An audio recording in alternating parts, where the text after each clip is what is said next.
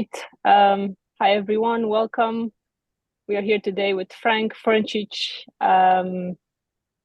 He is one of my favorite authors to start with, a passionate advocate for the human, animal, and a more functional future. He earned his BA at Stanford University in human biology and has over 30 years of teaching experience in martial arts and health education. He holds a black belt rankings in karate and aikido and has traveled all over Africa to study the human origins and the ancestral environment. Presented at a bunch of venues, including the Ancestral Health Symposium, Google, Dr. Robert Conn Heart Conference, Stanford University, and others. And he also wrote for Paleo Magazine and a total of 6 books. I think he had more, but he took him off because he didn't like it. We just talked about this before. And he is our member at the American Institute of Stress and a co-creator of the organization called Activism is Medicine. Super excited about this workshop, and I will let Frank take over. Thank you so much for that introduction. So before we start talking, we need to move a little bit and meditate a little bit. So I will lead you through some basic functional movements. You can do whatever you want. Use my movements as ideas and suggestions. We'll do roughly 5 minutes. And we just start like this with some basic arm swings. Nothing fancy. So this is in the sagittal plane. You all know there are 3 planes of movement, and we're going to explore all 3 of them.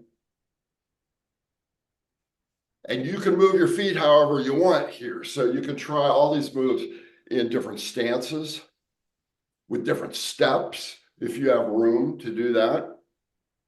Or you can go on 1 foot, which is a challenge for your more advanced athletes. So this is all pretty easy. Now take the swings a little bit higher, kind of luxurious reaches to come all the way to the top. Your fingers just touch at the top. And feel your rib cage open up.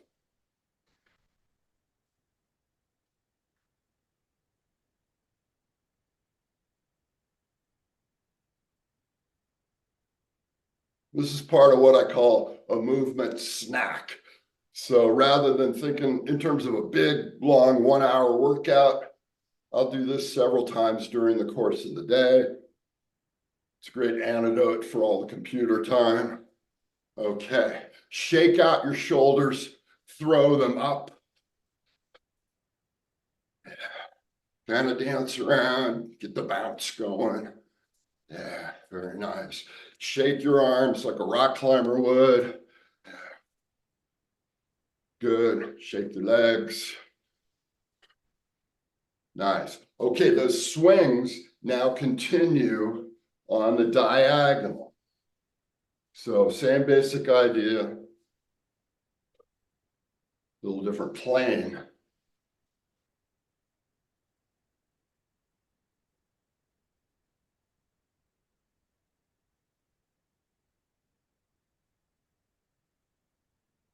Very nice. Okay. Circles, giant circles. You can go in the frontal plane. You've got 2 directions. Make that circle as big as you can. Alternating sides, alternating directions, and different stances. Getting the shoulder blade flowing over the rib cage.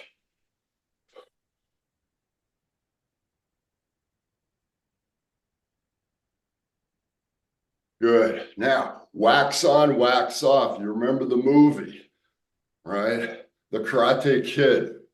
Do the wax on, do the wax off.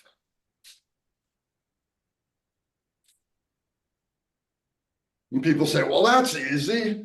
Yeah, but if you do a whole bunch, it's not so easy anymore. You've got little circles, little wax on, little wax off, or big ones.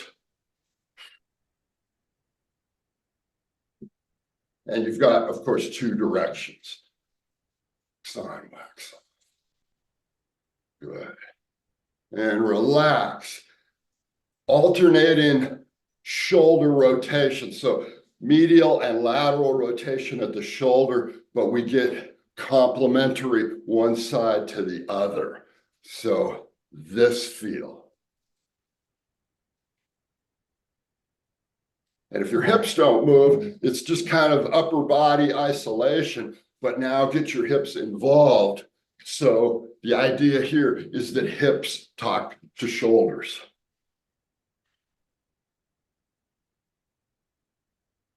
Yeah. This is a really primo warm-up for the rotator cuff. Good. Okay, now this overhead stuff. So flutter kicks.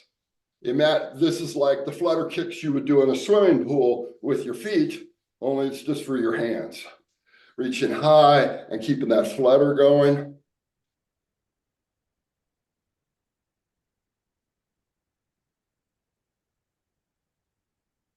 Nice. And then imagine you're holding a big ring and you take that ring. Now your whole body's an extension, your spine's an extension, and you're turning that ring.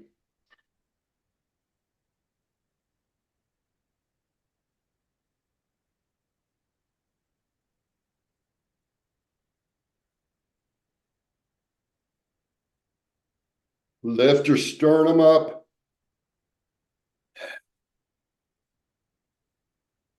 And relax. Okay, the final one is the figure eight. And this is just what it sounds like, the figure eight shape in front of your body. And you can imagine holding a medicine ball. If you have a medicine ball, you could do that. But it's just this. And again, it seems like super easy, but there's a lot of variation, especially when you change your stance, change your steps, and change the size. So this could be small and tight and fast, or it can be big and lazy.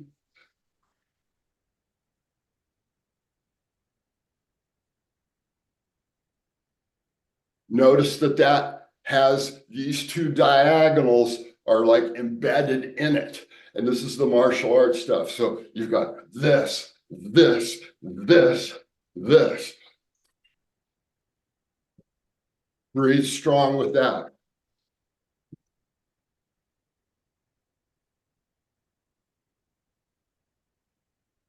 Good. And feel your core with that. And one final thing are punches or reaches. So you've got this crossing the body. These can be reaches to targets that another person holds up the targets, or they could be punches.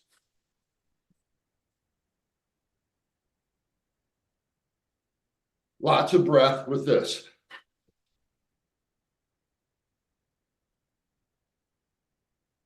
And relax. Okay, very nice. A couple breaths.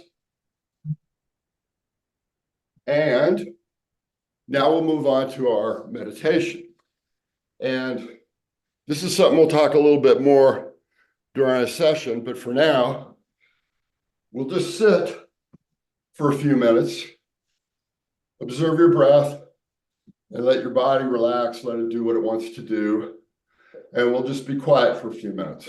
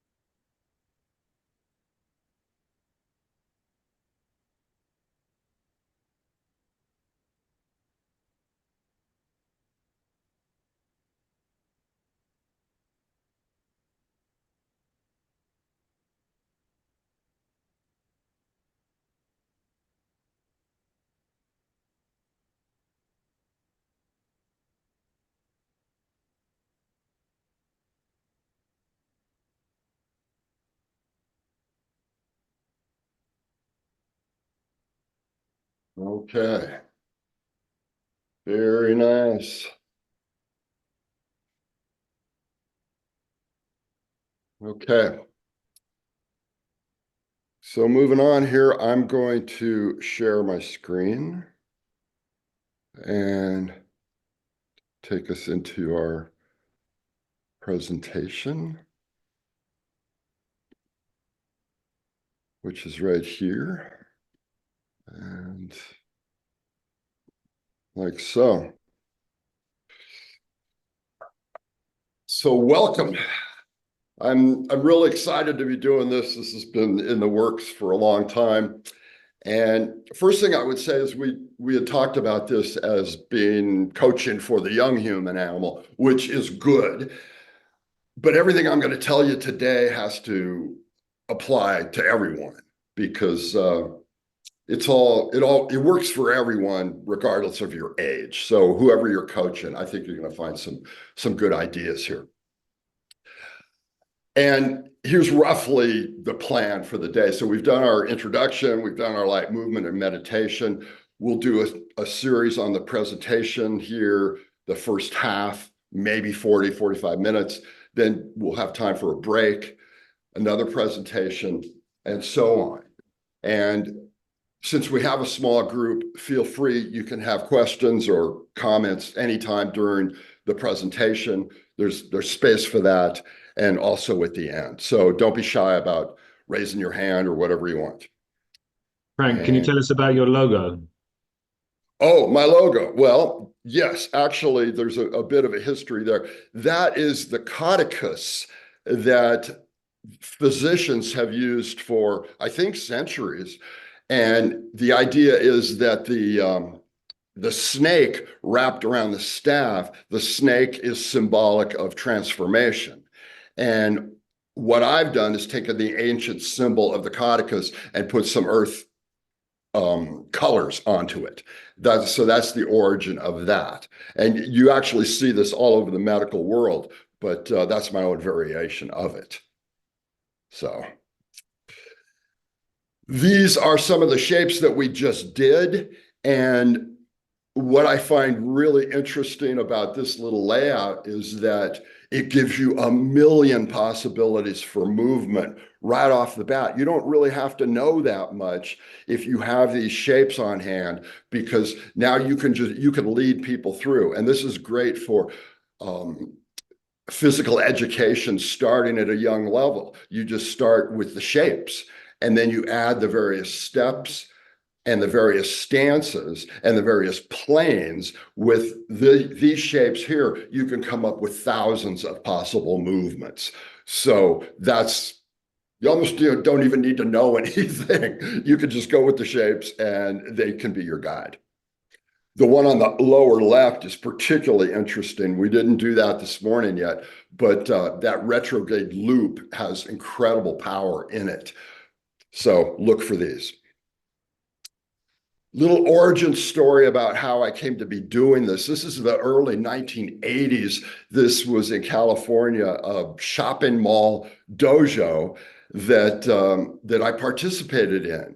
And it was a fantastic experience. My sensei was a very sincere person, and he wanted his brown belts and his black belts to be good teachers.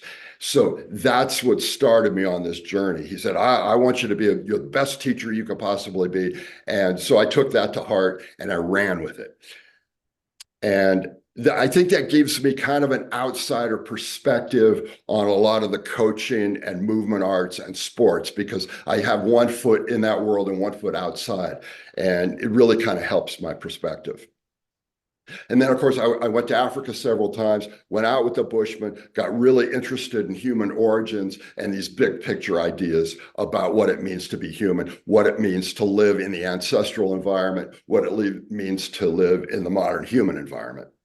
So that's my story. And then all of that, I've worked into this curriculum. Here you see a 12-part curriculum that we've talked about as presented, covering an entire year. And if this comes to pass, this is the kind of content that we will be playing with in the coming year. And it's very interdisciplinary, very multidisciplinary. And for me, it's really exciting. I mean, this is a lifetime of work right here. And these are the questions that I ask about modern sports and athletics.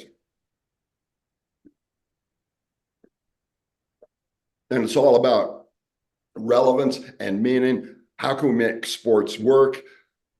Like a lot of people, I see the upside of modern sports and athletics, but I also see a downside. And those are conversations that we need to have going forward. So this is my perspective.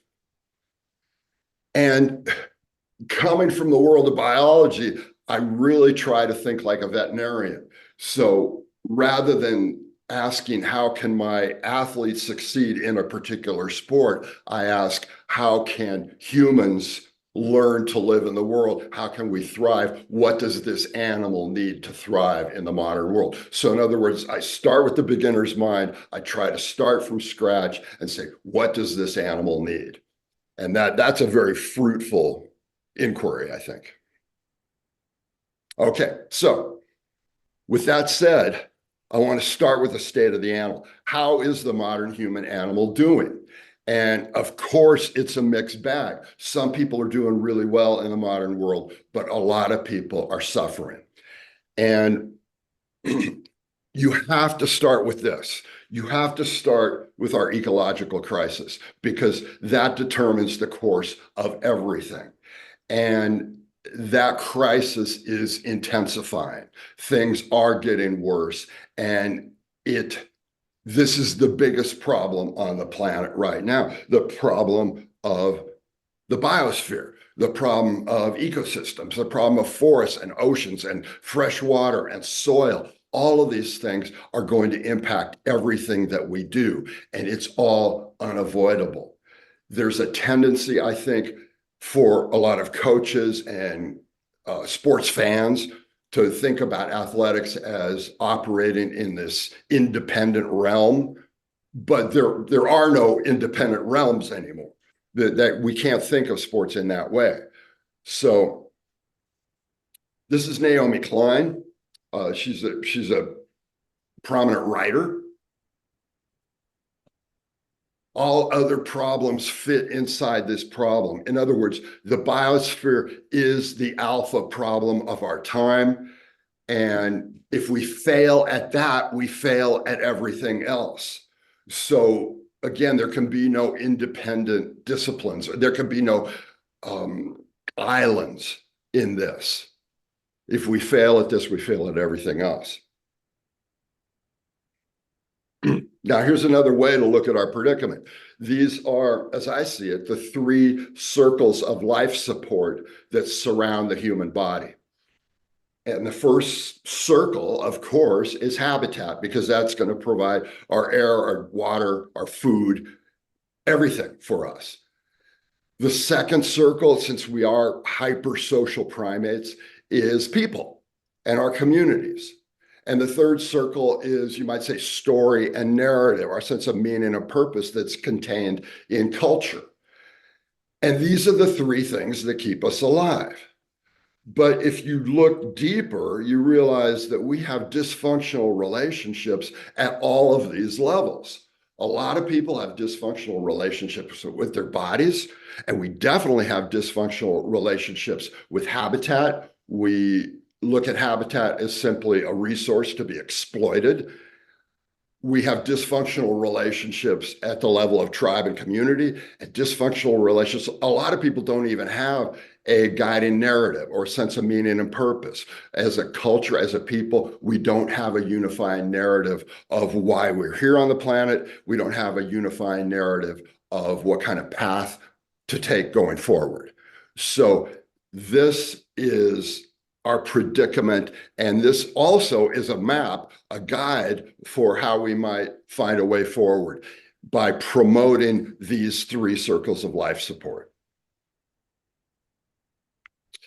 The other thing that we're up against now as humans is mismatch, which some people call the evolutionary discordance hypothesis. So that's how they talk in college, right? And the idea is really simple. Our bodies are really old. Our bodies are ancient. Our bodies come from the left side of this picture.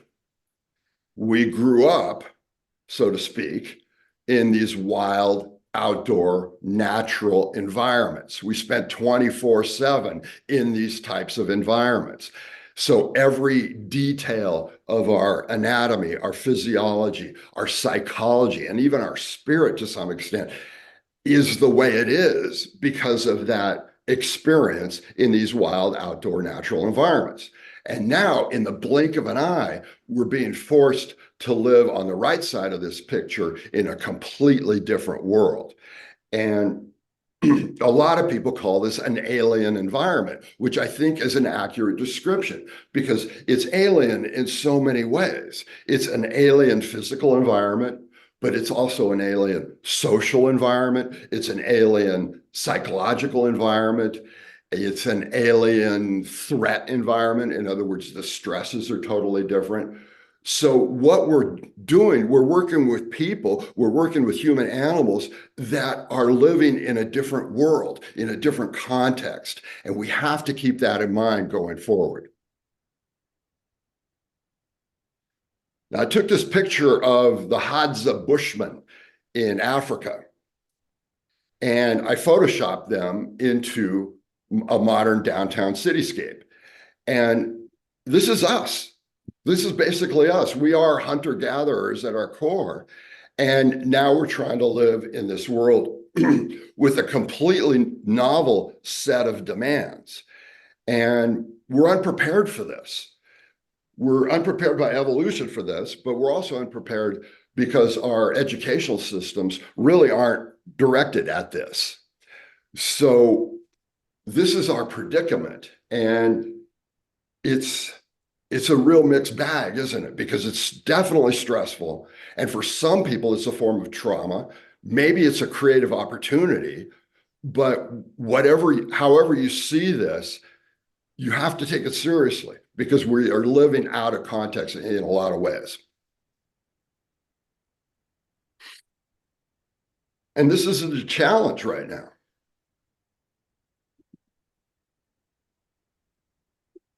How do we get these human animals? How do we prepare them to live in this world?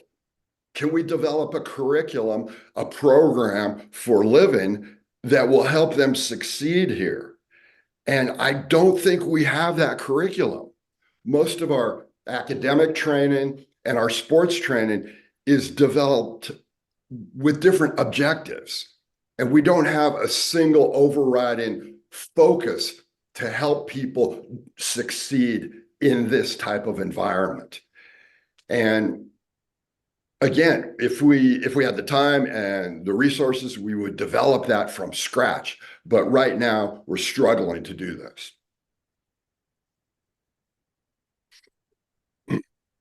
This is the ancestral environment. And this is a modern day picture from Botswana, South Africa. And the idea here is that this is the world that we evolved in. So we are here today because we're pretty good at succeeding in this type of environment. This is called the semi-wooded mosaic grassland. And you can just look at this picture and say, okay, what are the challenges involved in hunting and gathering, in finding food, in navigation, in crossing these various kinds of terrain? Sometimes it's hot and dry, sometimes it's wet and lush. And this has been our world for most of our time on Earth.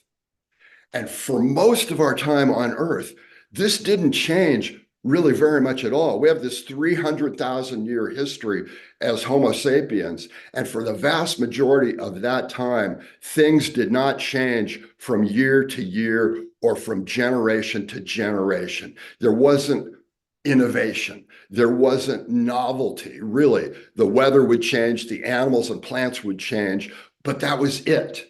So if you were a parent growing up any time in human history, you would have been confident that your children would have the same type of experience that you have had because nothing changed. And then all of a sudden, with the scientific revolution, the industrial revolution, the printing press, everything changed. And now we live in the world of acceleration. This fellow, Neil Postman, he was a media critic writing in the 1980s and 90s. And this is my favorite sentence in the English language: change changed. Because we went from a period where hardly anything changed to now everything is changing almost minute by minute. And that acceleration is something that the human animal is not accustomed to. And that's incredibly stressful. Now, here's another stressor. And I want you to really focus on this because, as you know, the autonomic nervous system is a fundamental driver of our performance, our behavior, and our health. So what's happening at the level of the autonomic nervous system is crucial. But in the popular imagination, we think of the autonomic nervous system as something that operates inside the body exclusively. It's just inside the skin, and that's it. So we have a fight-flight response, or we have a feed and breed response, and that's it. It's individual to us. But in fact, it's a very social type of system.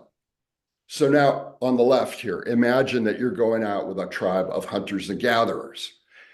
And in that tribe, in that experience, you're going to have a high level of agreement as to what is dangerous, right? You know that lions and tigers and bears are dangerous. Everybody agrees on that. So when you go out as a hunting party, you're going to have roughly the same kind of experience, the same kind of activation of your autonomic nervous system. And you might all go into fight flight at the same time, or you might be relaxed all at the same time. It's a social, shared, contagious experience.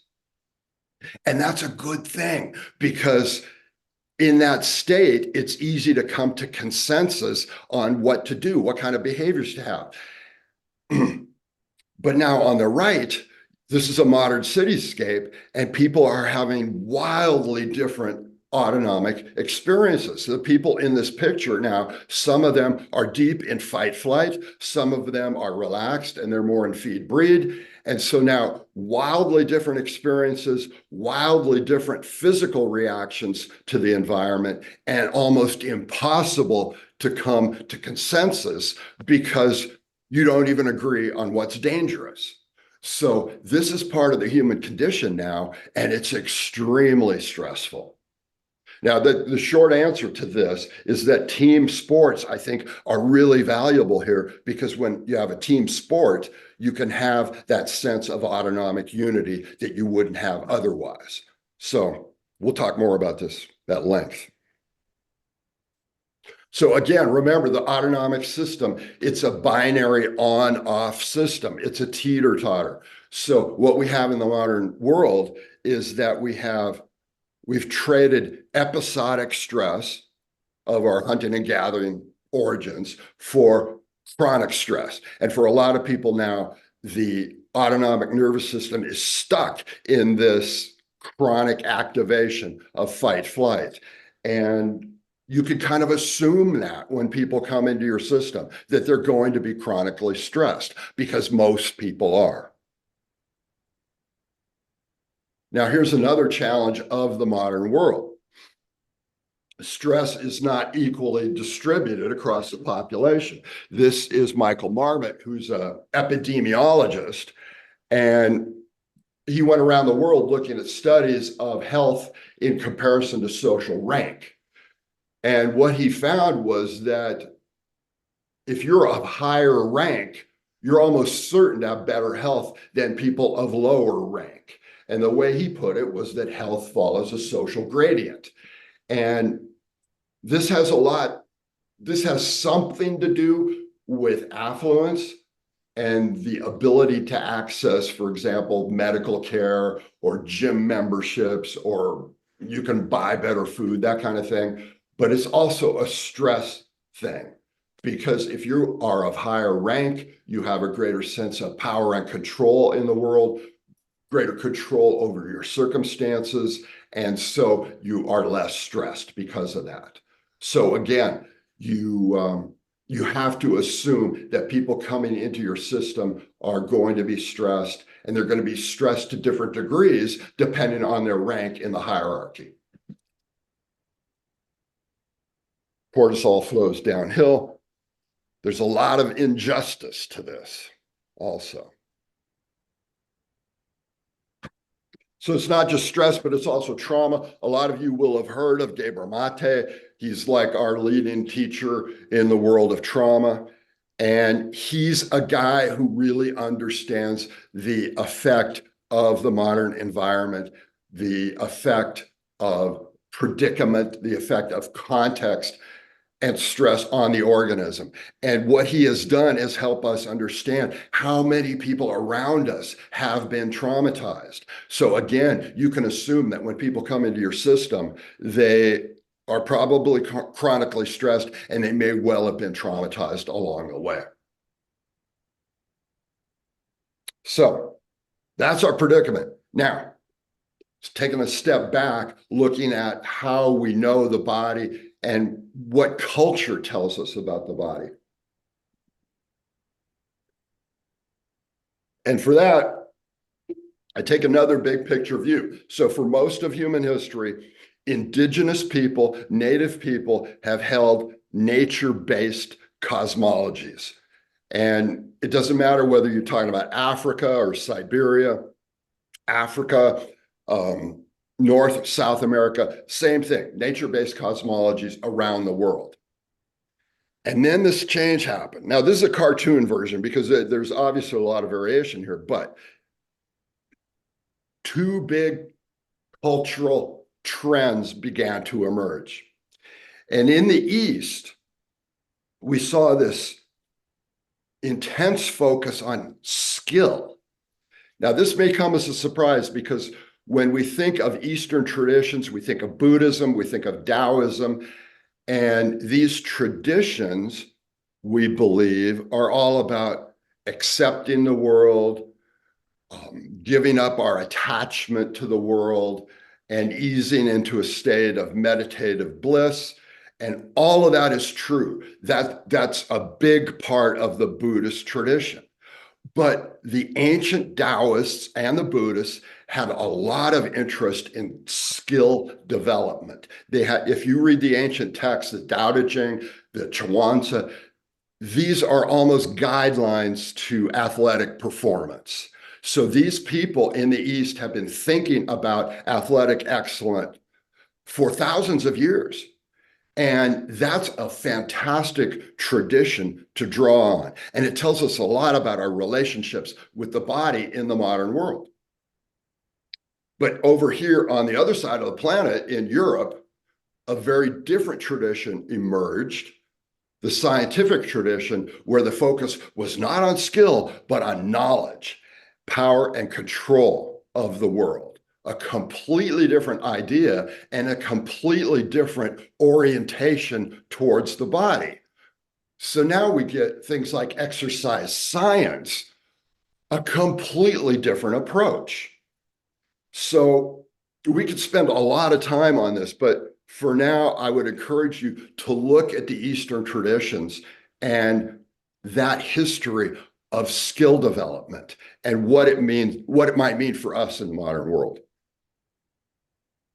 Frank, Yo. are you suggesting then that the Eastern approach is a kind of more embodied version of knowledge, where the Western is more cognitive version? Would you?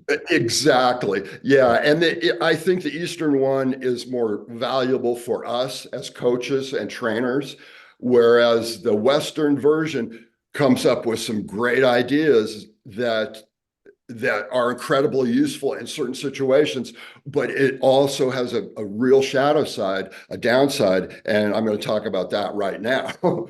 So here's Rene Descartes, and we remember Descartes because he gave us this mind-body separation. He was the pioneer in that, and he actually believed that mind and body were two separate entities.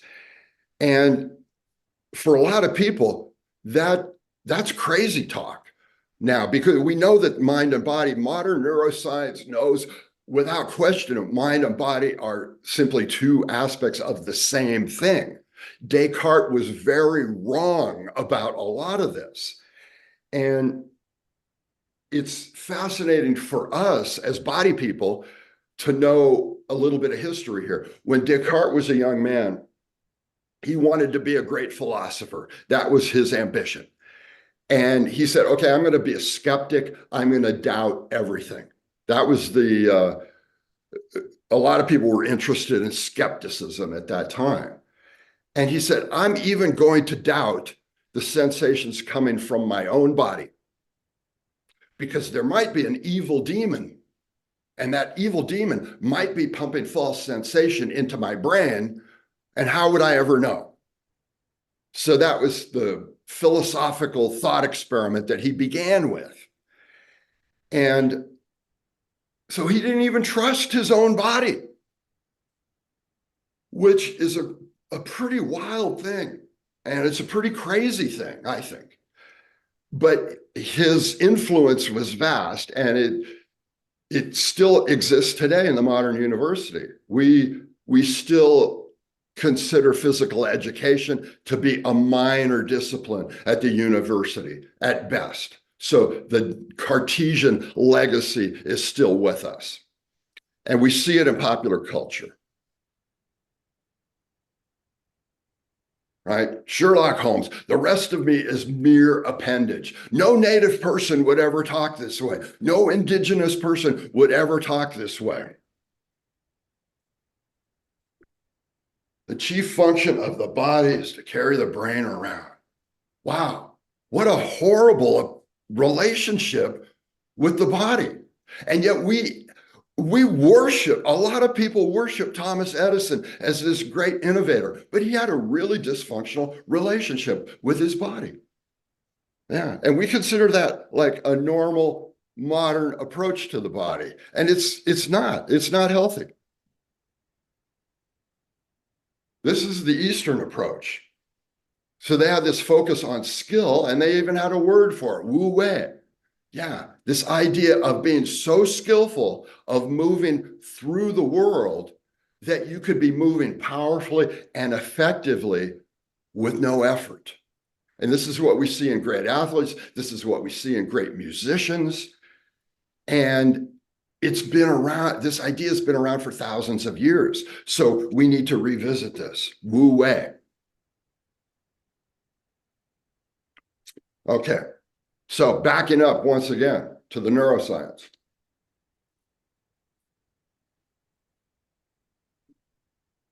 Some of this is going to be review for you folks, but I want to give you a historical picture, because it's really fascinating. A lot of people have heard about neuroplasticity now, neurooptimism. These are great ideas, and we'll get to that. But if you go back to the beginning of the 20th century, people didn't even know anything about the structure of the nervous system. And there was this big argument whether the nervous system was one thing or many things. We didn't know about neurons. We didn't know about synapses and dendrites and axons. And that was the argument that played out between these two guys, Golgi and Ramon Cajal. Now, Ramon Cajal prevailed and got the Nobel Prize for his discovery of the synapse, basically. And he was a brilliant guy. He understood how to do various staining techniques and microscope techniques to reveal the synapse. And that was a huge discovery. Real smart guy, but he got one thing tragically wrong. And here's what it is. This was the dogma that was taught throughout the 20th century to high school students around the world. And you may have heard this very thing. When I was in high school, I was taught that you're born with a billion nerve cells and they can only die. And we used to joke about it. And we used to say, well, that's a depressing idea because you're only going to lose brain cells as you get older, and your capability is only going to diminish over time. That's a really depressing idea. But it also fed into this idea that people have certain inborn talents, and that's the end of the story. Some people are gifted at various things, they have talents, and all we can do now is develop those particular talents.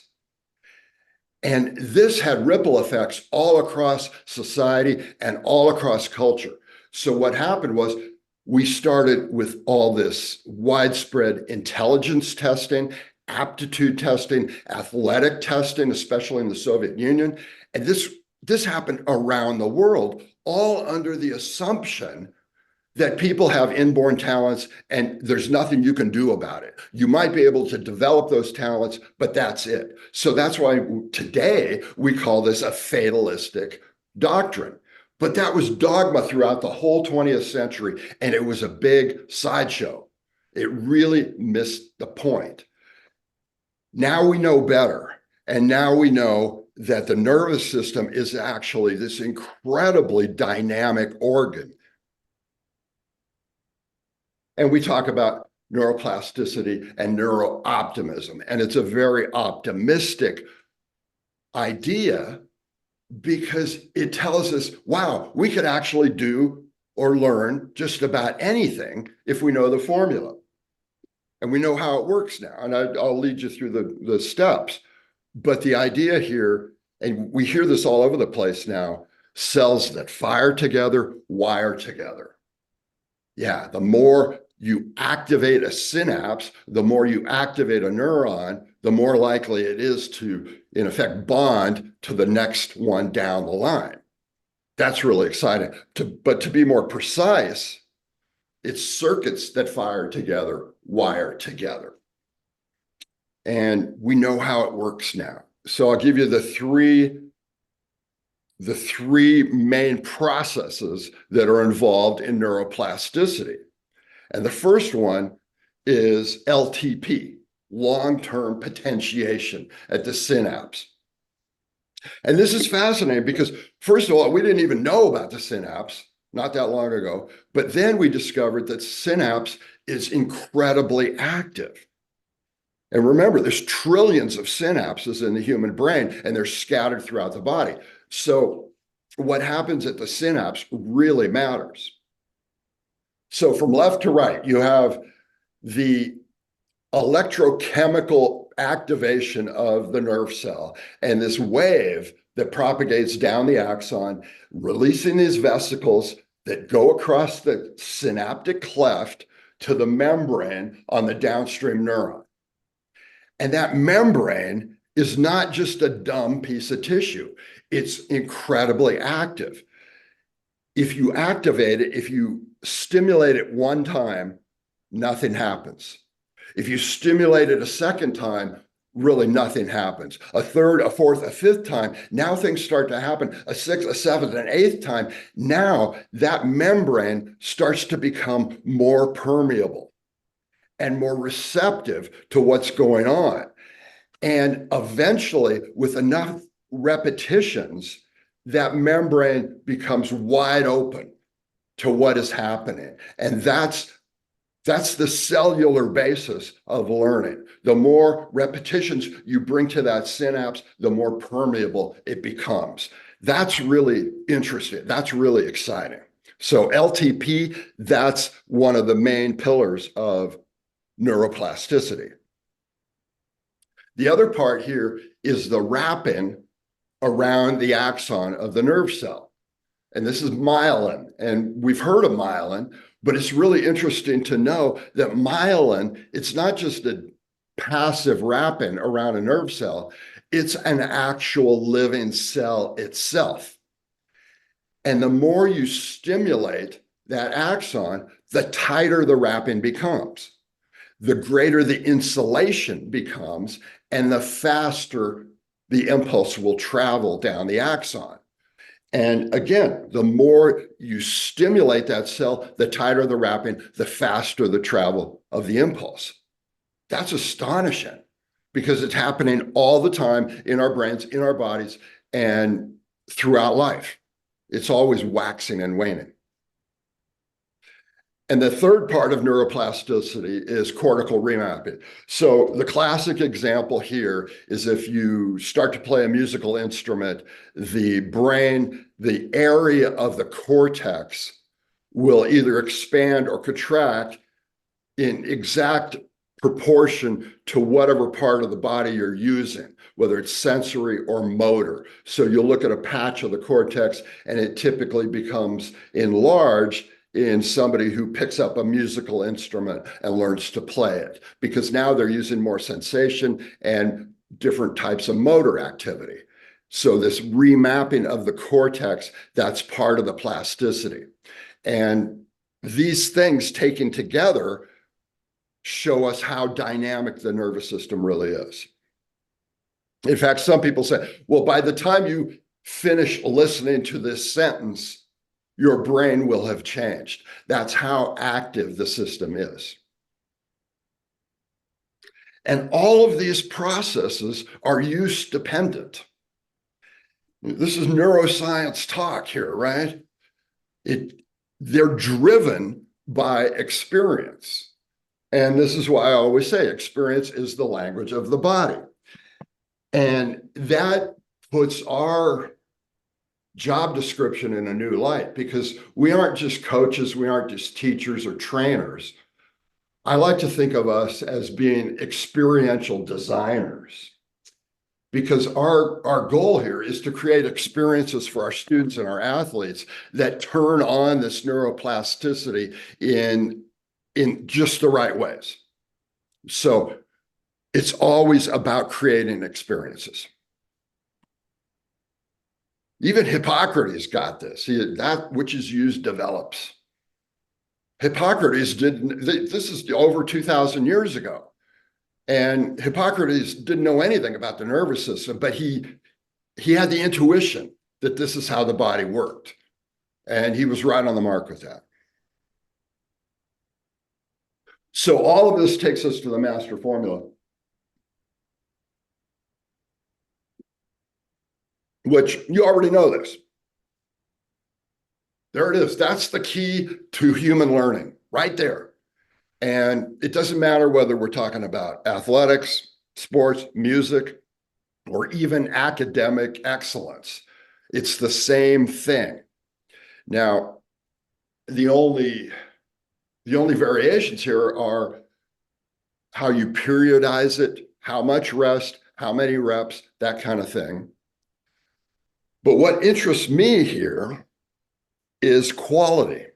It's the quality of the repetitions, because what neuroscience has discovered is that how we pay attention makes a big difference. You can do passive repetitions of musical scales and chords. You could do passive repetitions of athletic moves, whatever. If you're not paying attention, you're not going to get good results. So the quality of attention really matters.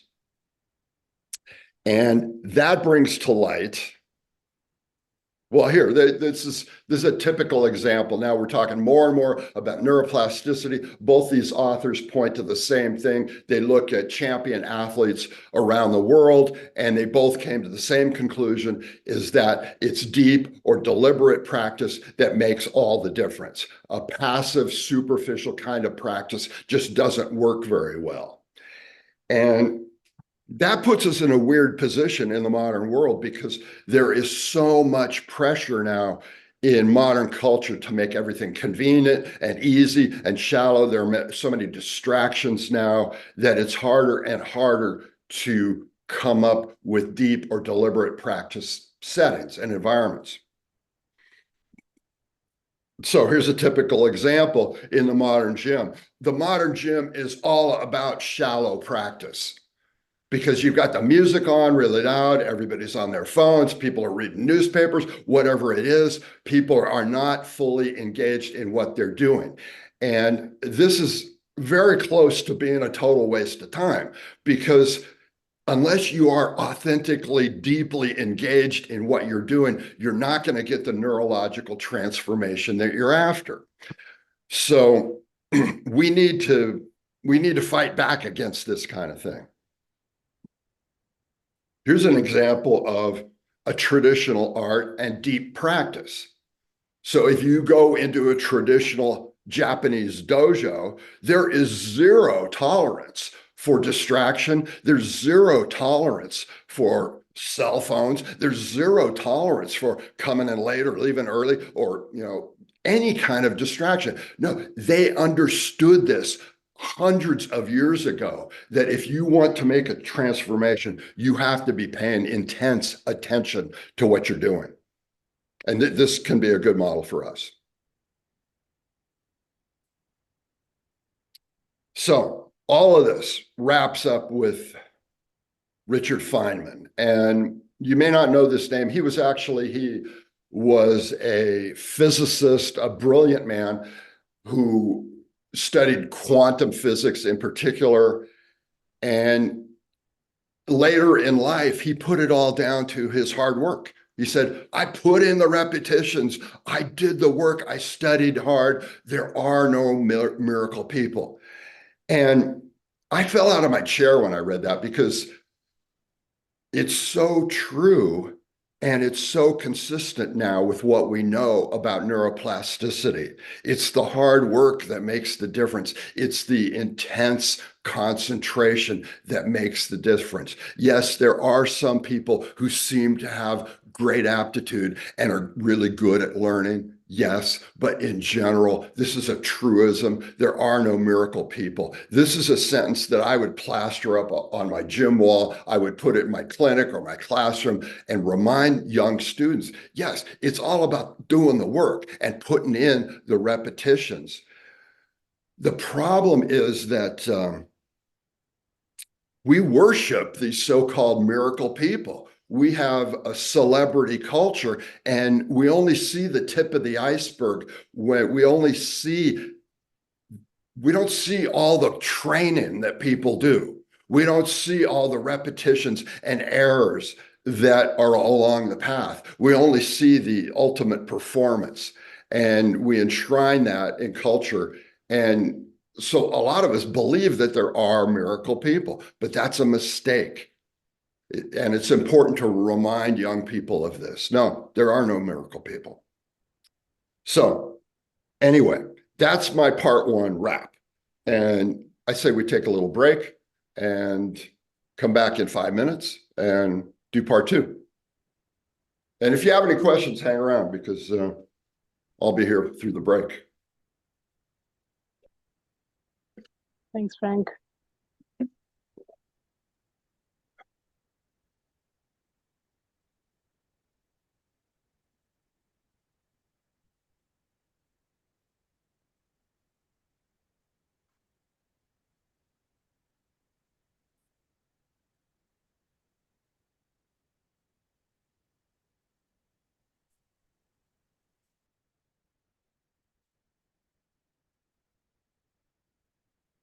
Hey, Frank, it's Cheyenne talking. Just wondering if I could ask you a question.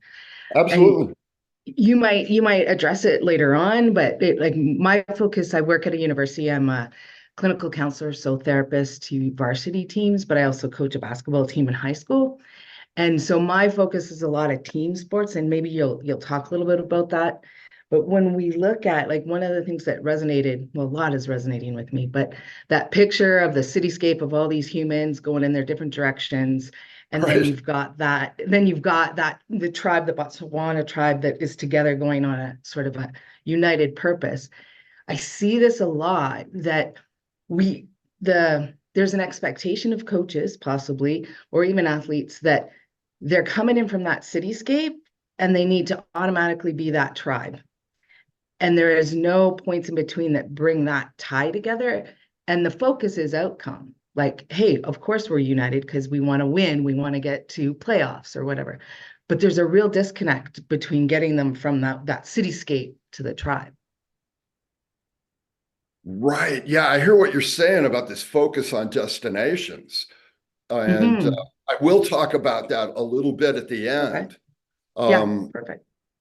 But yeah, the problem, I think, is a lot of our tribes are pretty arbitrary now. And we're just brought together for a single purpose at a single moment in time. And then the tribe breaks up, or people are always coming and going out of that tribe.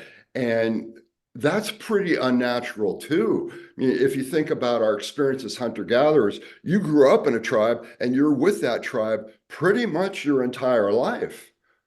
You might join another tribe, and some people might come and go on occasion, but not so much. And you got to know everybody throughout their whole lifespan. That's a real different thing. So, Yeah, yeah, yeah. thanks. Okay.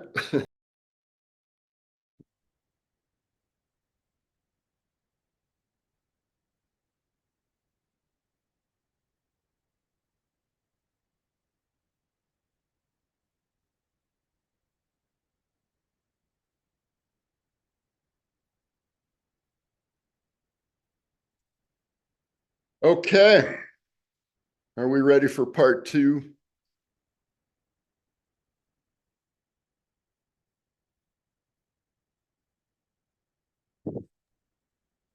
Yes. All right.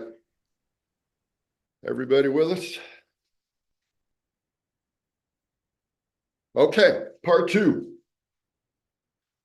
Let's do functional training. I love this one because there's a lot of conversation. I have friends in the personal training world and the athletic world, and there's a lot of talk about this. And let's jump right in. Because these days, everybody says, I'm a functional trainer.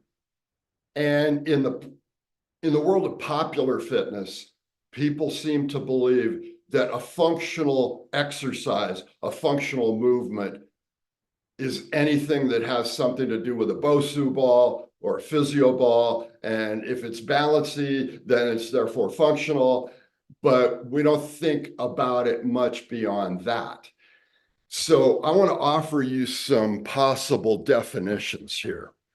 Now, a little history, though, to begin with. This is a pushback against bodybuilding culture. And that began probably with Arnold Schwarzenegger in the 1970s. And a lot of people got on the bodybuilding train, but the athletic coaches came in and said, that's not a good way to train the human body. You need to be functional. So here are some possible definitions. This is what the physical therapists like to say, that a functional movement is multi-joint, multi-plane. And think of a dumbbell curl. A dumbbell curl is single joint, single plane, right? Typically, you're in the sagittal plane and you're just working the elbow joint. That would not be considered a functional movement, and it doesn't really even exist in the normal world because you really never move that way. And a human animal never moves a single joint in a single plane. That's something that just doesn't happen. So why train for that? This is the physical therapist's definition. Emphasis on movement, not appearance. So again, the bodybuilder is all about appearance. The bodybuilder only cares about appearance. The bodybuilder doesn't really care about the quality of his movement. But we, as functional coaches and trainers, care about movement. It's more functional. Emphasis on the nervous system, right? The nervous system driving everything, but the nervous system to the outside observer is pretty invisible. So we're trying to reach that tissue with the experience that we create. Consistent with human history, especially bipedal locomotion. So if it doesn't have something to do with walking and running, it's probably less functional.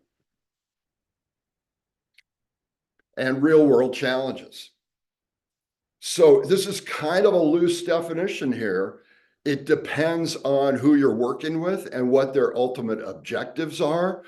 but you've got to keep those functional outcomes in mind. What are you training them to do specifically, and work from there?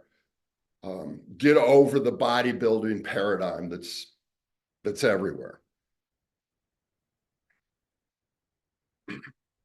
Now, I think most of us can agree, for example, that this is not a functional movement.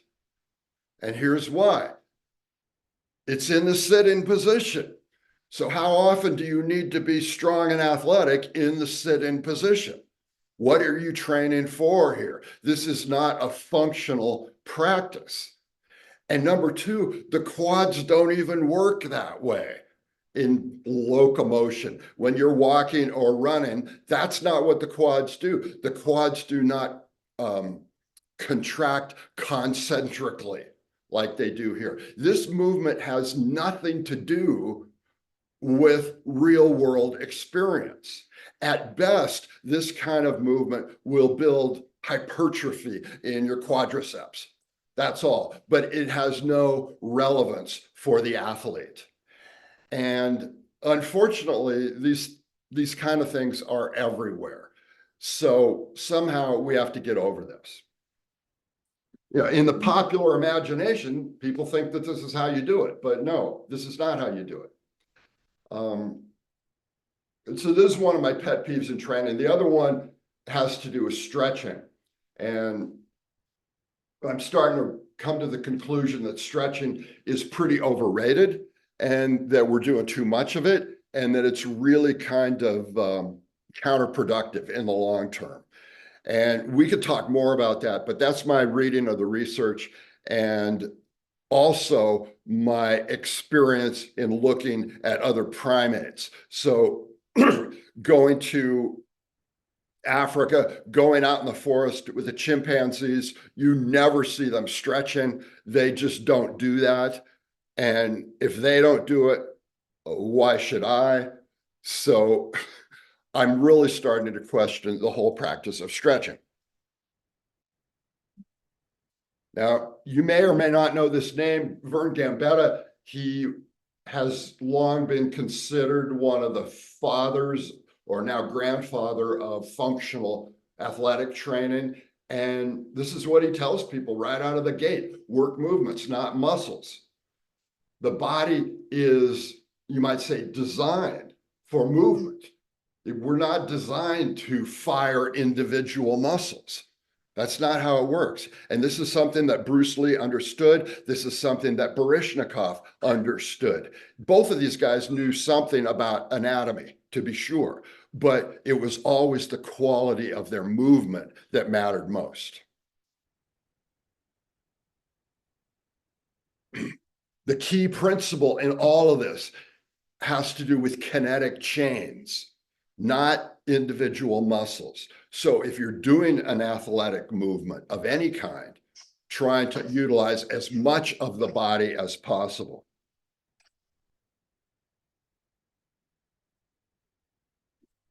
Okay, the SAID principle. I'd been in this game of training for a long time before I even heard of this thing, and it really changed everything for me. SAID principle, SAID, stands for specific adaptations to imposed demands, which is really awkward, but it's precise, it's effective. It tells us that the body makes these incredibly precise adaptations depending on how it's used. And this is basically how the body works. The body, in a sense, is really dumb. It's really reactive to circumstance. And as it should be, because when you're born, you don't know what kind of environment you're going to inhabit. And it might be wet or dry, it might be steep, it might be hot or cold, you don't know. So what the body does is look for patterns of experience. So a thing happens to your body, and then it happens again, and it happens again. Well, now the body simply assumes that, okay, there's a pattern. Those things that happened to me are probably going to happen again. So in anticipation of that, I'm going to start laying down tissue, and I'm going to start modifying my tissue so that I can be better able to have future instances of that challenge. That's how the body works. Now, these examples here, I think, illustrate this. Harry Houdini, a magician, understood this perfectly. What he would do is dream up some crazy stunt that he was going to do, and then he would train specifically for that. He wouldn't do some other thing. So he'd say, I'm going to be in a straitjacket and handcuffed in a coffin at the bottom of a swimming pool for 8 hours. That's going to be my stunt. And he wouldn't do some other thing to prepare for that. He would do exactly that thing in small doses to work up for it. So he understood the SAID principle long before any of this modern exercise science ever came along. He understood this. Now, the second example here is Philippe Petit, who you may remember from the movie and the book, Man on Wire. And he understood this also. So he did these high wire walks between these structures, really audacious things to do. And he would prepare. But he wouldn't prepare by doing random things. He would prepare by doing exactly what it was that he was about to do. So he would, of course, do a lot of high wire walking, but he even had, at his home in France, he built a replica of this high wire walk in his backyard. And he built the wire, the rope, of the exact same dimensions and the exact same span with the exact same tension to try and duplicate those conditions. And then he would just practice for hours and hours and hours. And it worked. So he understood specificity in training. That was vital for him. And the third example here is Michael Jordan. Now, you may remember that when Jordan was at the peak of his career, he quit basketball and he decided to become a baseball player. And a lot of the fans said, well, that's crazy, but at least he's going to be a great baseball player because he's such a good athlete, right?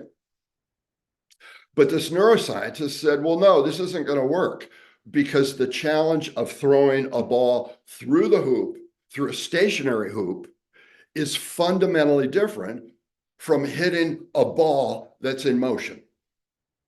From a neurological point of view, they're completely different challenges. And he predicted that Jordan would fail. And in fact, that's what happened. So the nervous system is super precise in its adaptations. And we have to keep that in mind as trainers and coaches. So what about play? People are always asking about play and how it fits into a training program. What do we do with this? Because we have this intuitive sense that it's important, that it's valuable, and we still, even as adults, we still enjoy this. So where does it fit into a training program? Frank, I think Luis has a question. Oh yeah, go ahead. Yeah. Is that okay? Yeah. Thank you. On the previous slide, I'm just wondering, how do you know how much to balance general and sport-specific training, if it's even possible to define and not on some kind of spectrum? Because you had MJ's example, he notoriously lifted almost every day for basketball with some very general movements. And he was very successful in basketball. So what do you think a good balance is? Right. Well, that's a great question because I think you have to do both to keep your interest level really high. And you have to confuse the nervous system a little bit as well to keep it adapting. You can't do 100% specific training all the time. And there does need to be variety. The example I would use is I think about rock climbing, and coaches now who train rock climbers, they say, yes, there's one particular kind of rock that you train on because you want to be really good at, say, climbing granite or something, but you also have to diversify and climb different kinds of rock because that diversity is similar but slightly different, and that diversification keeps the experience rich for you, rich and engaging. So yes, you've got to do both. I totally agree with that. Okay, so is it to make sure that the stimuli don't get damped if you only do a certain activity? So to take the example of MJ, would you say that the general lifts then help diversify the stimulus encountered and help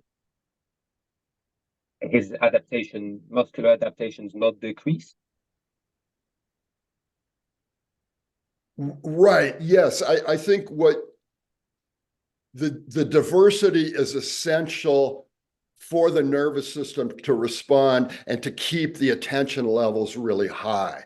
Because if you're too specific all the time, the nervous system and the person tends to get bored, I think, over time. So a little bit of variation there. And it's always a judgment call because it's going to be different for different people, and each coach is going to balance that in different ways. Okay, cool. Yeah. Thank you. Yeah. So anyway, getting back to play, this being a human universal. So here's an anthropologist that went around the world. He looked at different cultures and he lists play as a human universal, which is interesting. But it's even more than that. Play is a mammalian universal because all species of mammals play. And it's probably even more than that because we see evidence of play in birds and maybe even in reptiles, maybe even in dinosaurs. So it's widespread throughout the animal kingdom. And something that is that old and widespread is probably really adaptive and really powerful. So it's essential that we value it. But we don't. We're starting to move away from this. With this professionalization of youth sports, we're in effect taking the play out of play for a lot of young people. And this is a universal gripe. People of my age talking about their youth and how, when we were kids, we used to play like 3 different sports on any given day, and we would go out to the playground and we could do whatever we wanted, and we would make up games, and that seems to be disappearing now. So the beauty of play.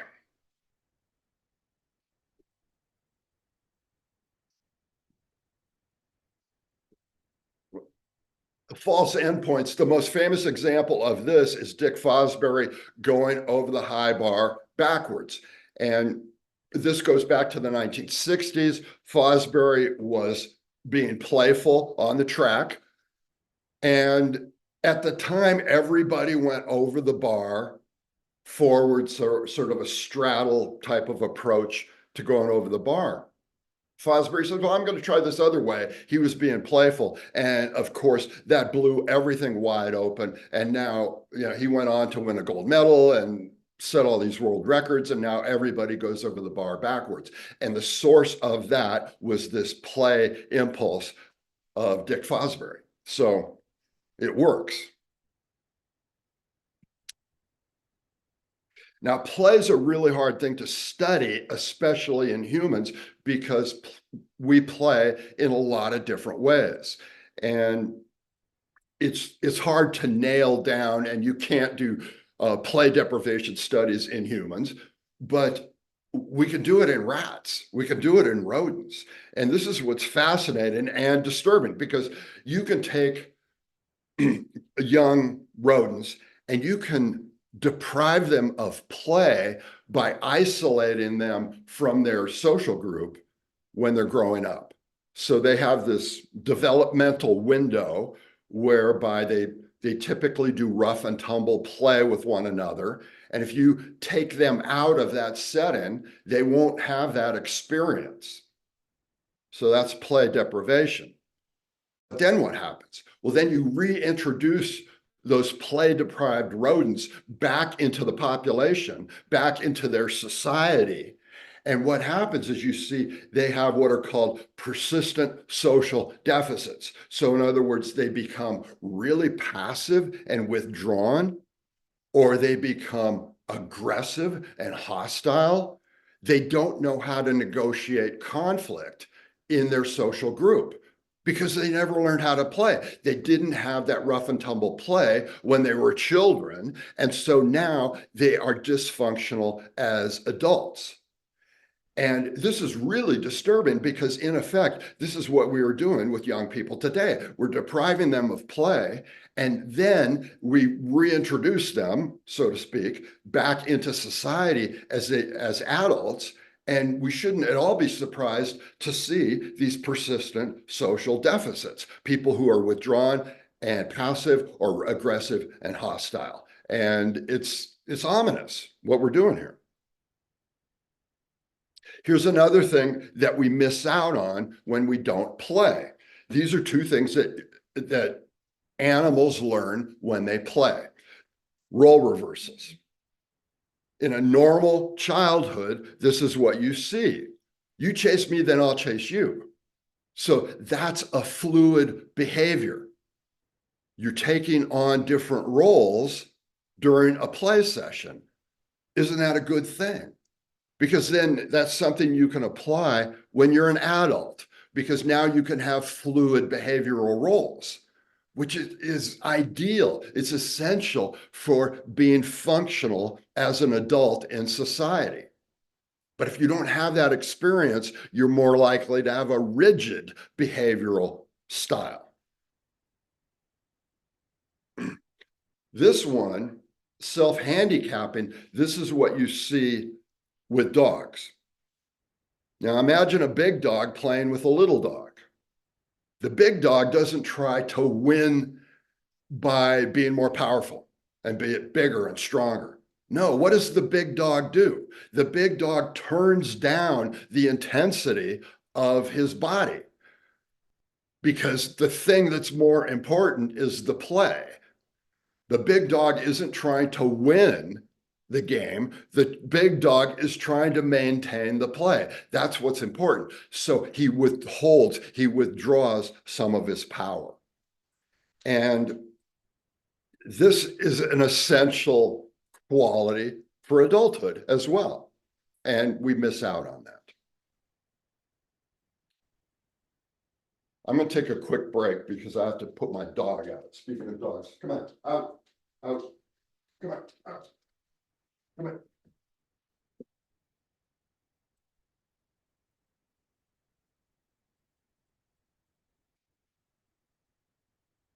Okay, speaking of dogs, this is a great example from the world of gorillas and gorilla play, because they've done video studies of gorillas at play, and they found that they will withhold their power and intensity specifically to keep the play going.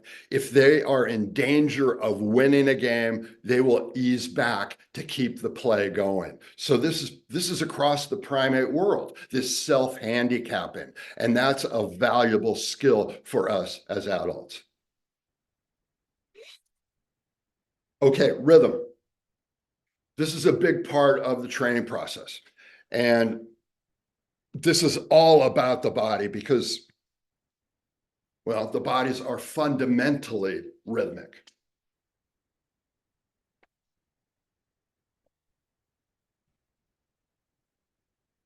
And the biggest one, everybody talks about breathing, but we forget about the other really big one, and that's the circadian rhythm. And unfortunately, that's one of these endangered rhythms in the modern world. Modern world tending to move us always now towards chronic experience, flatline experience. And if we leave the lights on all the time, that contributes to that. So this is an easy fix because as coaches and trainers, we have to get our athletes back into circadian rhythm, and we could teach them how to do that. Another example from the paleo, from our hunting and gathering experience. Here are some researchers that went to South Africa. They went to spend time with the Kalahari Bushmen, and they noticed a pattern of behavior, a pattern of living, whereby people would go out on a hunt or they would go out on a gather, and they would be out for a full day or maybe overnight, maybe 2-3 days, and then they would come back to camp and rest up. That is what they called the Paleolithic rhythm. And they assumed that to be the standard rhythm for all of human experience until quite recent. And as trainers and coaches and teachers, this is something that we can try and duplicate. In other words, the effort should be concentrated in a period, a short period of a day or 2 or 3, and then back to camp to rest up. It's important to remember that the modern idea of a 7-day week or a 5-day work week, that comes to us by tradition, not by neurobiology. We need to start with the neurobiology. I had a rock climbing coach who put it this way: when you're training, hit it as hard as you can, and then when you're resting, rest as deep as you can. And in this sense, we need to be two coaches. You need to be an intensity coach and a rest coach, and alternate between those two models. All of which brings us to the study of stress. And we all know about the autonomic nervous system and how influential it is across every organ and every tissue of the body. And if we've seen, it's binary, it's on off. So you're either in one mode or you're in the other mode. You can't be doing both at the same time. And of course, the problem is that we are more activated now than we ever have been, and we spend less time in the rest and digest mode. And here's your reference point for the determinants of stress response. So here's Robert Sapolsky and his book, Why Zebras Don't Get Ulcers. That's sort of the touchstone on a lot of this stuff. But here's what happens. If you feel like you have minimal control of your circumstances, you're more likely to activate a stress response. That makes sense. Predictive information. If you can give people more predictive information about what's about to happen, then they're going to do better. All of this has been shown in animal studies, by the way. Outlets. This one, typically, we think of things like sports. Okay, if somebody has they like to go to the gym, that's an outlet for their frustration. And so we have a built-in outlet in the sports that we teach. That's a good one. Social support is probably the biggest one of all, because if you've got that, you can weather all kinds of adversity. And then being in or out of biological rhythm. That's a big part of this too. So as a coach, you can look at this list and say, okay, I'm going to use these elements here to inform my program, and I'm going to attempt to provide these to my athletes. And you've probably all seen this curve as well, because this inverse U curve of benefit is it's widespread in the world of physiology and medicine. And stress can be good, in small doses, and then it can be a little bit better, and it can be even really good for us. But there's always a tipping point and then a zone of diminishing returns. So as a coach, your job is to get people into the green zone and keep them out of the red zone as much as possible. And that's a series of judgment calls. It's not a hard and fast thing that you can always measure, but that should be the goal, is trying to get people in that green zone. Frank, Yeah, can I make a point on the previous slide? It's just sure. kind of working away in my brain. It strikes me that these kind of criteria match up really well with self-determination theory, which is a motivational theory, but where autonomy and that control is there, where belonging and connectedness is there with the social support. I guess the last one of competence is not listed here, but that would suggest that self-determination theory is a really great kind of it aligns very nicely with reduced stress. Right, right. And I would think that having a sense of mastery and skill is part of this as well, because that gives you a greater sense of control. So yeah, that autonomy, that ability to express yourself gives you a greater sense of control and place in the world. Absolutely. It lines up with a lot of different approaches. So actually, that kind of at the heart, that's saying high motivation, which is SDT. High motivation equals low stress almost. Yeah, I think that's true. Absolutely. And for me, this just shed so much light on what I was trying to do and how to work with people and how to keep them moving forward. It's really powerful. Nice. Thanks. So anyway, how do we get people in the green zone? How do we know that they're in the green zone or in the red zone? That's always going to be a judgment call. But here's a list of possible warning signs that people are going over the top of the curve. I'll let you read this.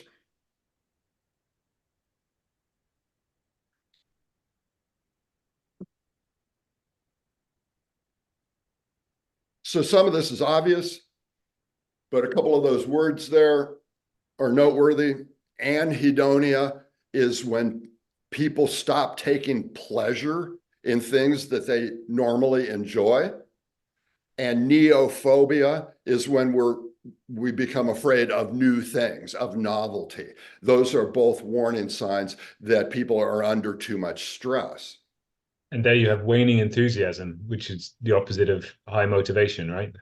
Right. Yeah. And we all see this in our athletes, because when they train too hard, these are early warning signs. And if you see that or hear that from people, then that's a good indicator that maybe it's time to turn down the intensity a little bit, or turn down the number of repetitions, or increase the rest. Number 6 here is interesting because you can listen to how people explain their lives, and the tone of the stories that they tell about their training, I think, is really important too. So you might want to measure their cortisol levels, and that might be helpful, but just simply listening to their stories, I think, is really important too. Here's another way to look at the same thing. If you can help people reframe their stress to be less of a threat and more of a challenge, just look at the list here and how the body responds. And the challenge column there, all of those things that happen are really good. Yeah, cardiac output up, blood flow to the brain, all that stuff is really good. But once it becomes a threat, all these bad things begin to happen. So somehow, as coaches, we need to be aware of this. And if we can help people reframe, I have a friend who's an attorney, and she has to go into court sometimes. And she does this all the time. She says, I'm going to look at this as a challenge. not as a threat. And it works for her. And I think going into competition, this is a great example. A big subject here about what to do about stress. There's a yin and a yang to it. It's a two-part thing where taking action and making it so, taking control of the situation is really important, but also there's something to be said for acceptance and letting it be. A huge subject on how to exercise judgment here, but just know that there's two ways to approach stress. If one side of this isn't working, try the other. And then the place of meditation in all of this. In the future, we will do a whole session on meditation with a variety of prompts that we can use with people. But for me, it's a perfect complement to athletic training where there's so much striving and effort. Now, all of a sudden, you sit still and you sit quietly. What's happening here is you're simply trusting the body.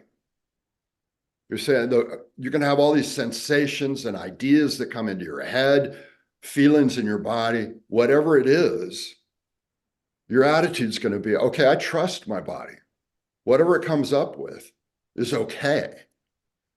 And that trusting of the body, remember, the body is simply metabolizing experience. That's all it's doing at any moment. It's taking previous experience. Okay, how can I integrate this? How can I metabolize this? And then you're sitting there saying, okay, I trust you to do that. And the more you trust your body to do that, the more it relaxes. It's really fascinating. The body is just like a person, right? It wants to be trusted. And we can do this in meditation. So it's a vital part of training. Okay. Teaching and education. As coaches, we are teachers. And we're involved in educational process. I went to teacher education school. I went to college for this, a one-year program, and they didn't tell us anything about the nervous system or human history or the human animal or anything. I had to learn a lot of this on my own. And I was fortunate because I stumbled across this book. And this guy, Whitehead, was a famous mathematician and a philosopher. And he wrote some really difficult, obscure books about philosophy that I could never hope to understand. But this one was different. This was about how we should conduct education. And it just proved to be super powerful for me.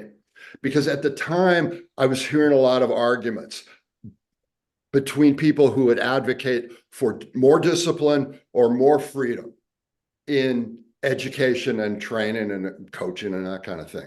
And the play advocates would say, well, we need more freedom. Kids need to be allowed to do whatever they want. And that's how they learn best. And then the other discipline advocates would say, no, we need to have a rigorous approach. And these arguments would just go on forever. But Whitehead said, well, no, these are not opposed.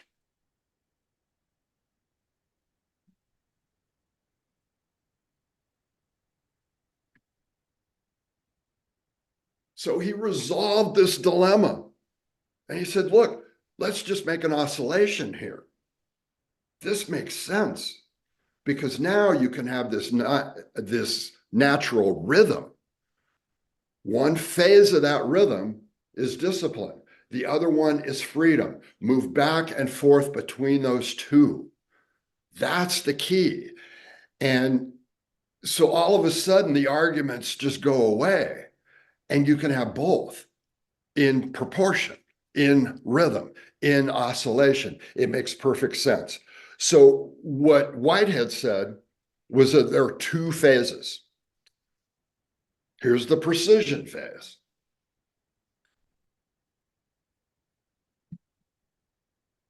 And in this precision phase, there are right ways and wrong ways.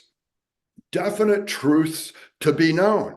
Here is where the coach is a disciplinarian. The coach says, this is the right way to do it, and I want you to do it exactly this way. No variations, no play, no, do it exactly this way. There is a right way. And you have that precision phase, that's work. But then you have the romance phase.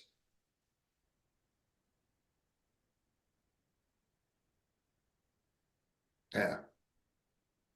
Keep the thing fresh, keep the whole training process fresh by romance. And this is where the coach can become a storyteller and talk about other great athletes that have had these fantastic experiences, or these other great musicians, or people who have performed at high levels or overcome adversity, that kind of thing.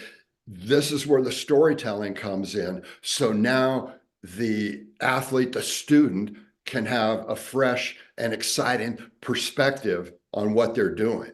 And these two cycles, these two phases will feed each other. And this is good not just in athletics, but in academics, all across education. Now, what about carrots and sticks?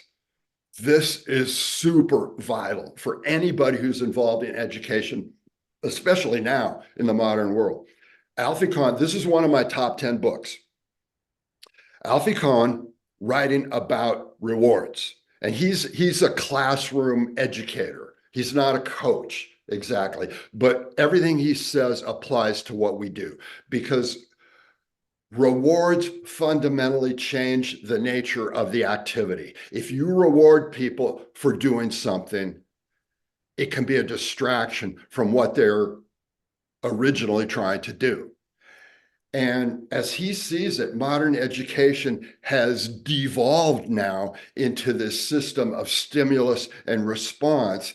And basically the whole educational enterprise is encapsulated into do this and you'll get that. That's what the modern student hears. Oh, if I do these things, I'll get this grade, I'll get this reward, I'll get this job at the end, I'll get this trophy, I'll get this medal, I'll be rewarded. That changes everything. It's a big distraction. And it's especially distracting because the sports and athletics that we love are intrinsically pleasurable. So if we add rewards on top of that, it's a distraction. And here's what, here's a great example. I was in the airport in Denver just last week. Get paid to eat. This is what we're doing in society now. We're rewarding people for every little thing.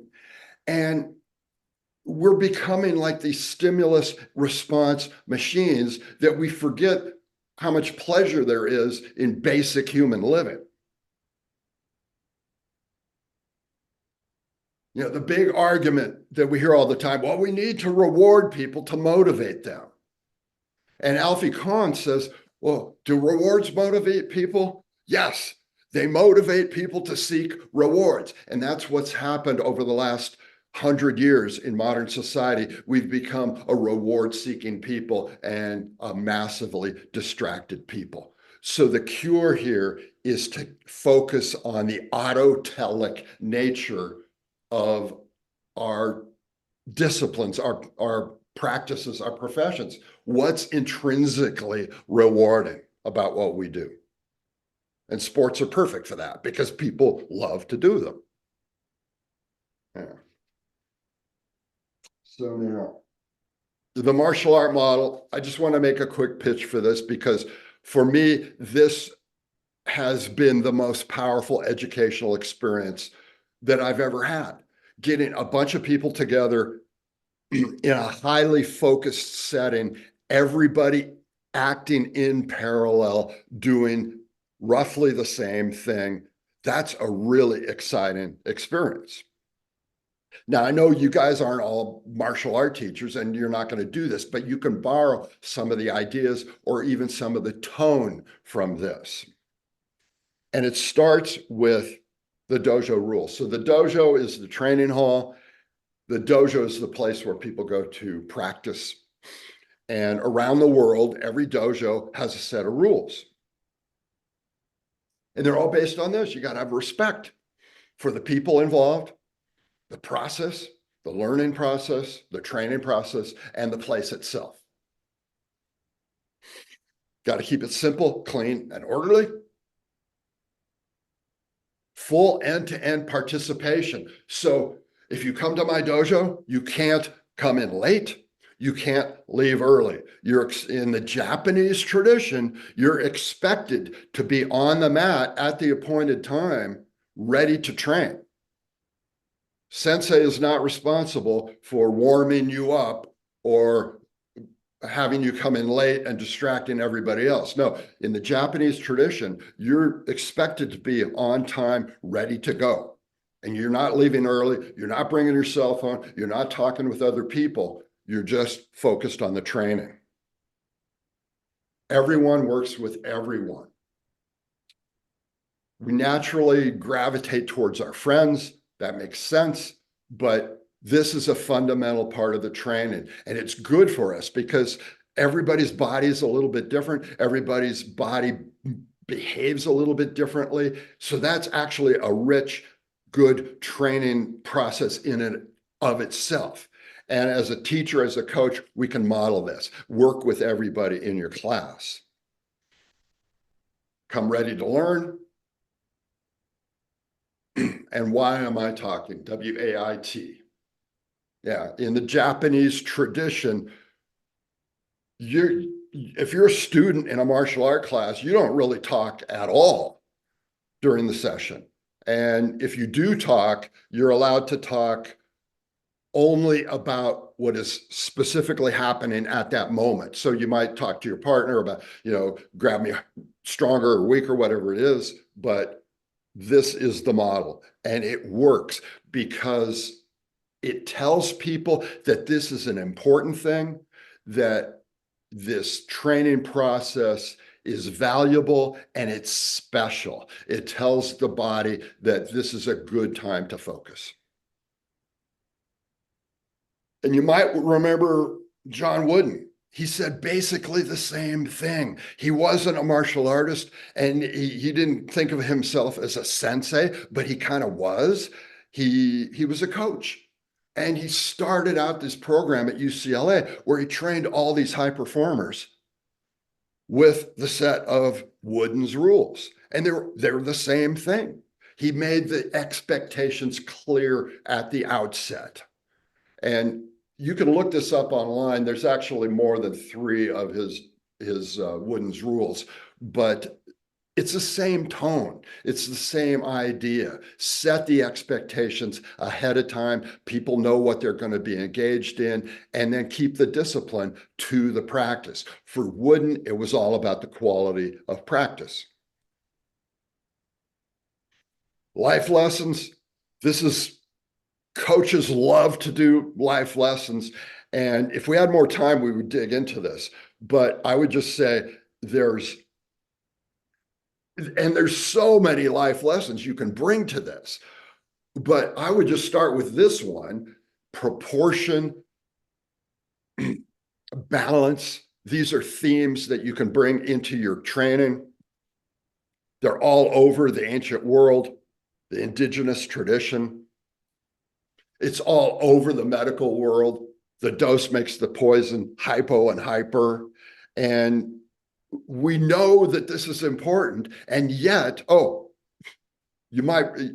this thing is really valuable. Here, this guy found a protective effect of adversity.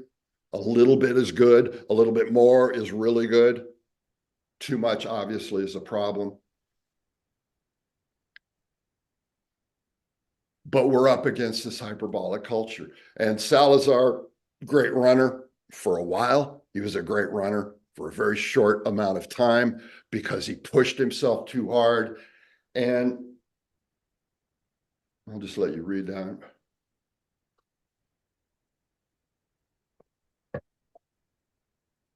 This is the kind of culture that we're up against in the athletic world.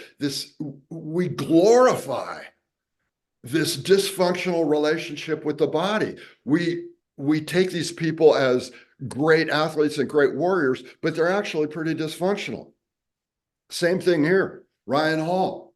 He basically destroyed his athletic capability by training too hard. And again, we glorify that 2:04 in the Boston Marathon, but it ruined his athletic potential. So we have to be really careful on how hard we push people and what we value. And of course, we're seeing this trend, injuries all over the place, all over the professional world now. Athletic injuries are just epidemic. And we know why, because we're pushing kids too hard, professionalizing their sports at a young age. And it's all over the fitness world too. You know, this macho attitude, when your body says no, keep going. Yeah. It's not really helpful. Yeah, obviously, there are times to push, and I've done plenty of that. But if you want to have a long win, if you want to have a long relationship with your body, then you have to be more sophisticated. And then finally, life lessons, emphasizing the path, the journey over the destination.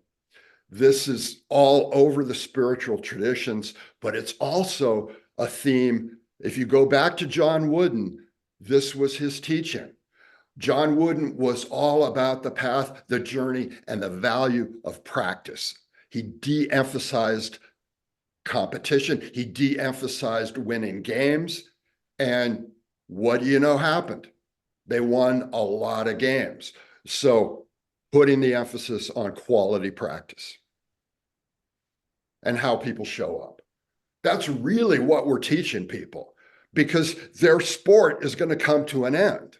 It's inevitable. I mean, even if you don't get injured in middle age, which you probably will, it's still going to come to an end. And then what are you left with? Well, you're left with how we show up in the world. And that's what coaches and teachers are really teaching. So I would keep that in mind. And that's my presentation. So thank you so much for, I hope you enjoyed that. Any questions, any conversation? Awesome. Was that the same Salazar who ran the Nike Oregon project? Yes, yes. He retired. He had to retire early, and then of course he works for Nike now. But yeah, No longer. He was kicked out in disgrace. Oh, was that right? I didn't. He was behind the whole doping at Nike scandal. Oh God. Okay. Yeah. That's our world. But yeah. I've got a question, but who wants to go first? No? Go for it. Yeah. All right. And so back to your point about stretching, really, fascinating, probably highly contentious. Does your position on stretching also kind of stretch to warming up, warming down? Or can you lay it out for us quickly? Oh, yeah. I do have an opinion about that. And some of the research I've read is mixed, and it seems like warming up might even be overrated also. But the key concept I discovered here is this word thixotropy. Are you guys familiar with this word? Thixotropy. Thixotropy is a word to describe certain kinds of substances in the world that are non-Newtonian, which is a fancy way of saying substances that become more liquefied the more they're worked. And that includes things like paint. So when you stir up paint, it becomes more liquid. If you're working with clay becomes more liquid the more you work with it. Concrete and landslides, all of these things are thixotropic. And so that's really the objective in all of this, because your body is almost 100% thixotropic. All the cytoplasm in your cells is thixotropic. So if it's not moved for a while, it tends to congeal. And then as soon as you start moving it, it becomes more liquefied. And that's a good thing because now metabolites can flow through that liquefied cytoplasm or the tissue at large. And that's what you're really after. So warm up, yes, but movement is the key to all of this, whereby even just shaking your body in some kind of generalized way, now my body is becoming more thixotropic and metabolites can flow through that liquid tissue. That's the goal there. So yes to warming up, but really yes to thixotropy. Music to my ears. That also argues for movement snacks throughout the day. So instead of doing one long workout where you're just really hitting it hard for an hour or so, I tend to do more of these thixotropic movement snacks throughout the day. I'll do a little bit of movement in the morning. Okay, I'm a little more liquefied now. And then an hour later, okay, I need to be more liquid. And that's how I think of it. Thanks. Yeah, music to my ears. In my middle age, I've become incredibly lazy at warming up, warming down. It's just start, stop, go home. Yeah. Anybody else?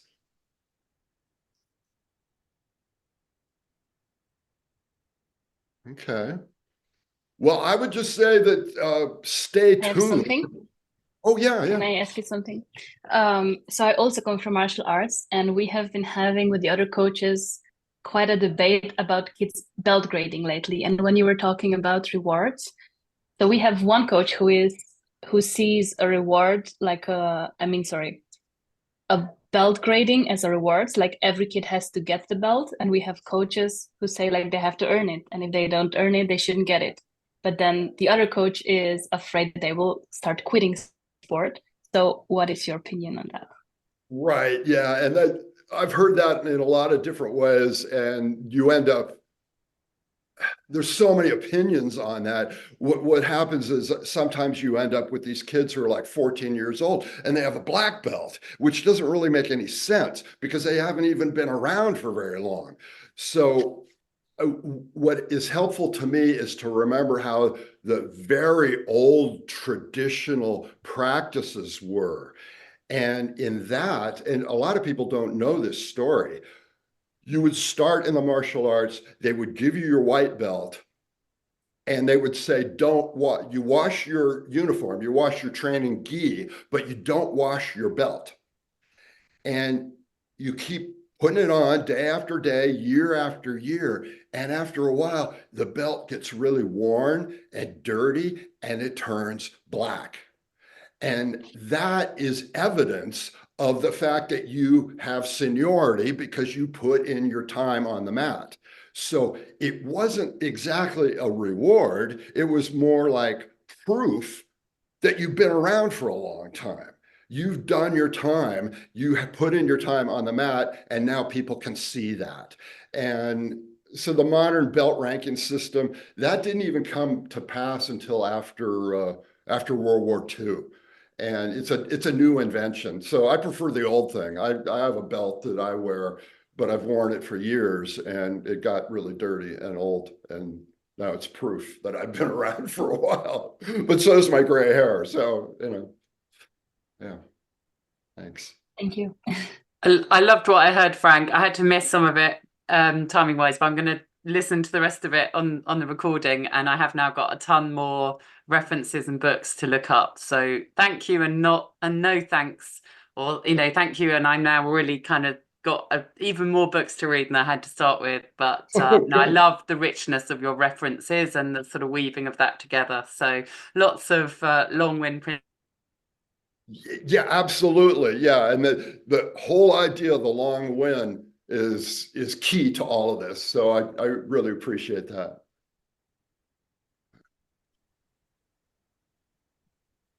Anyone else have a question, or should we wrap it up? Yeah. Well, I would just say that stay tuned to see how this evolves, because what I'd like to see is an ongoing series and a conversation on these topics, and we could dig in deeper, because I know there's a craving amongst the coaching community to talk about these things. And I would be happy to be a part of that and to exercise some leadership on that. So if people want to do that, let's talk about it and make it happen. Yes, we are definitely looking into planning something with Frank a bit to go more in depth in all these topics for next year. And just because we have some new people here, this workshop is part of our True Athlete Project membership, where we try to really spread these learnings into the sports world. So yeah, spread the word about the membership. We want to have more people here, and coaches and athletes. Is basically for everyone who is interested in these topics. And yeah, thank you so much, Frank. This was really inspiring, and thank you everyone for being here. Amazing stuff, Frank. Thank you so much. Fantastic. Yeah, thank you very much. Great to meet you Thank all. you. Yeah. Bye. Thank you. Bye. Bye.